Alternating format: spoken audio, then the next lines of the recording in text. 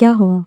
پریشان ہو؟ جاب نہیں ہے، اپنا گھر نہیں ہے، گاڑی نہیں ہے، اولاد نہیں ہے، شادی نہیں ہو رہی، باہر جانا چاہتے ہیں، ویزا نہیں لگ رہا، کچھ بھی نہیں ہے، سکون بھی نہیں ہے زندگی میں، لیکن استغفر اللہ تو ہے نا، تو پھر کیوں پریشان ہو؟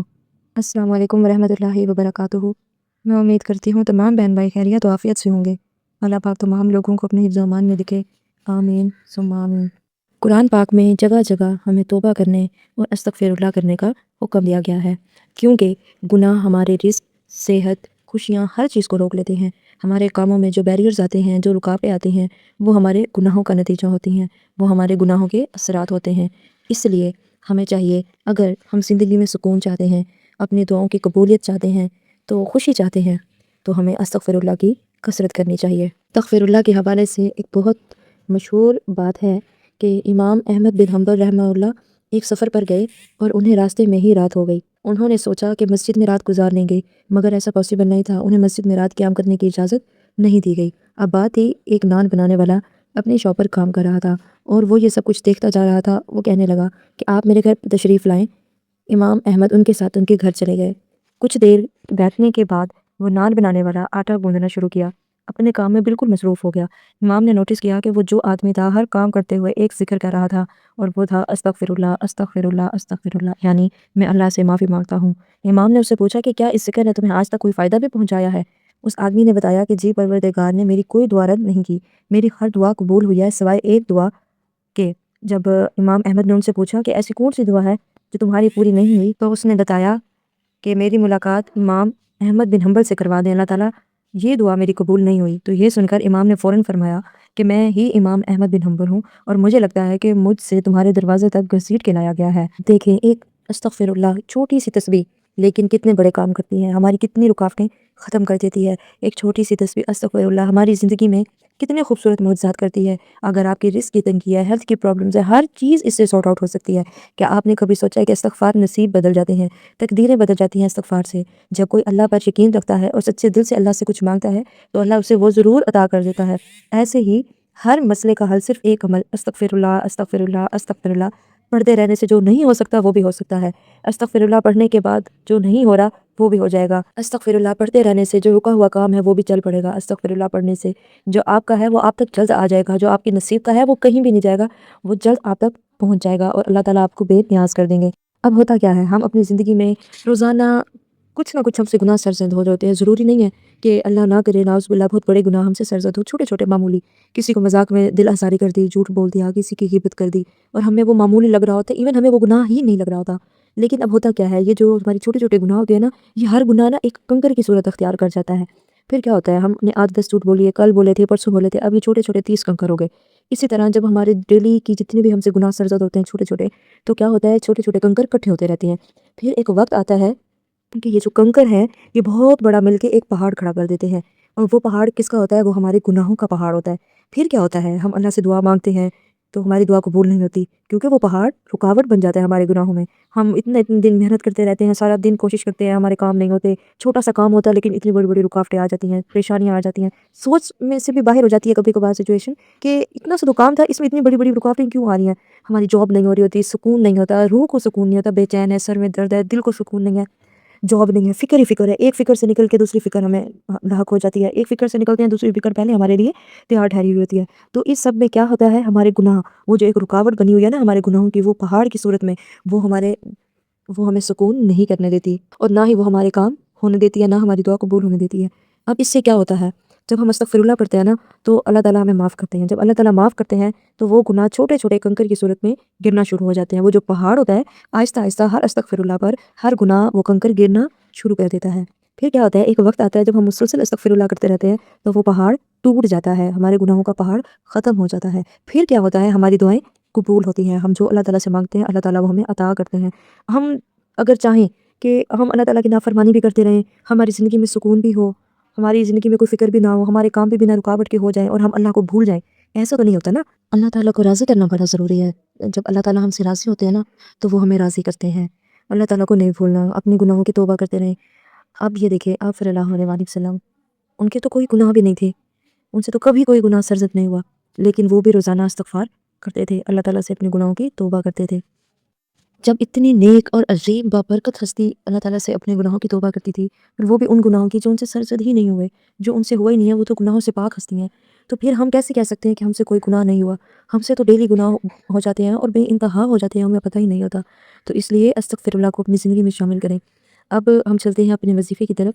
وظیفہ یہ ہے کہ آپ نے چلتے پھرتے اٹھتے بیٹھتے آپ نے ڈیلی 1000 مرتبہ 1000 ٹائمز آپ نے استغفر اللہ کا ورد کرنا ہے۔ آپ نے استغفر اللہ کہنا ہے پورا، یا اللہ میرے گناہ معاف فرما، ٹھیک ہے؟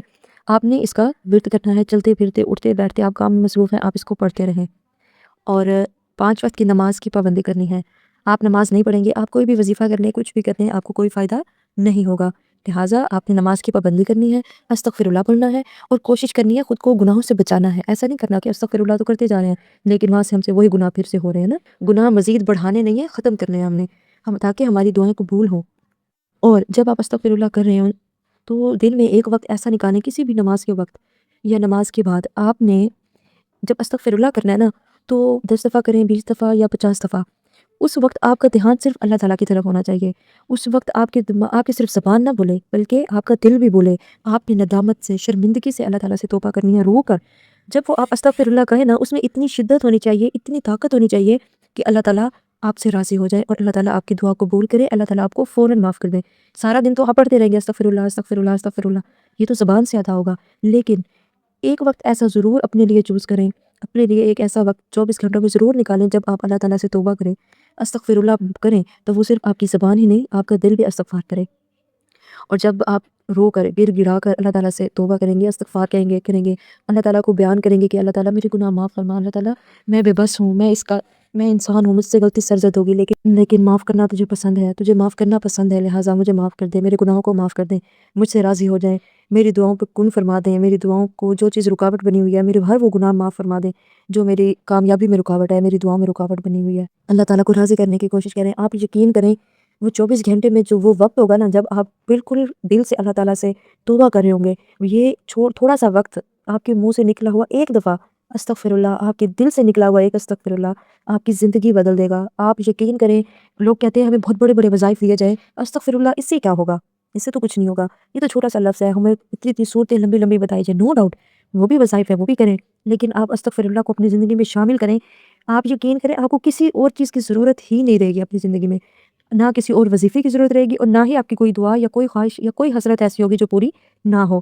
لہٰذا استغفر اللہ کو اپنی زندگی میں شامل کریں، کثرت سے بڑھیں۔ اس کے اتنے معجزات ہیں صرف ایک استغفر اللہ کی تسبیح کے، کہ اگر آپ اسے کریں تو آپ حیران رہ جائیں۔ آپ نے یہ وظیفہ 7 دن مسلسل کرنا ہے۔ اگر کسی خاص مقصد کے لیے کر رہے ہیں کہ اللہ تعالیٰ میں استغفار کر رہا ہوں، استغفر اللہ پڑھ رہا ہوں، میری جاب ہو جائے، میری جاب میں جتنی بھی رکاوٹیں آ رہی ہیں میرے گناہوں کی وجہ سے، اللہ پاک وہ معاف کر دے۔ اسی طرح آپ اپنے گھر کے لیے کر رہے ہیں تو آپ نے اسی طرح ہی کرنا ہے۔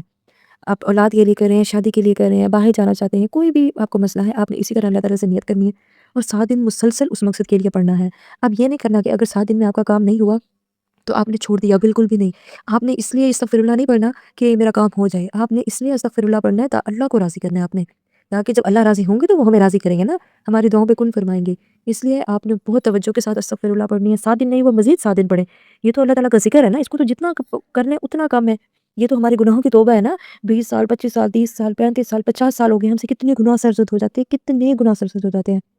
تو جتنا استغفر اللہ کریں اتنا کم ہے، لہٰذا استغفر اللہ کو اپنی زندگی میں شامل کریں۔ اس کی اتنی میرے کو سٹوریز ہیں کہ ایک بہن بتاتی ہیں کہ ان کی جاب نہیں ہو رہی تھی، انہوں نے ہر جگہ اپلائی کیا تھا لیکن ان کی کہیں بھی جاب نہیں ہو رہی تھی، لیکن پھر ایک دن انہوں نے موبائل پہ کسی کا وظیفہ دیکھا استغفر اللہ کے حوالے سے، اور انہوں نے پڑھنا شروع کیا، اور وہ بتاتی ہیں کہ جیسے ہی انہوں نے استغفر اللہ پڑھا، ودن 4 days یعنی 4 دن کے اندر اندر انہیں جو سب سے اچھی جگہ سے نا، جہاں سے ان کی خواہش تھی کہ جاب کرنے کی، وہاں سے انہیں نوکری کی آفر آئی تھی۔ اسی طرح ایک اور عورت بتا رہی تھی کہ ان کی اولاد نہیں تھی، 8 سال سے ان کی اولاد نہیں تھی، انہوں نے استغفر اللہ کی ویڈیو دیکھی اور اس کے بعد انہوں نے استغفر اللہ کرنا شروع کیا، اور آپ یقین کریں اللہ کے حکم سے، شکر الحمدللہ، اللہ تعالیٰ نے انہیں بہت جلد اولاد کی خوشخبری بھی دی۔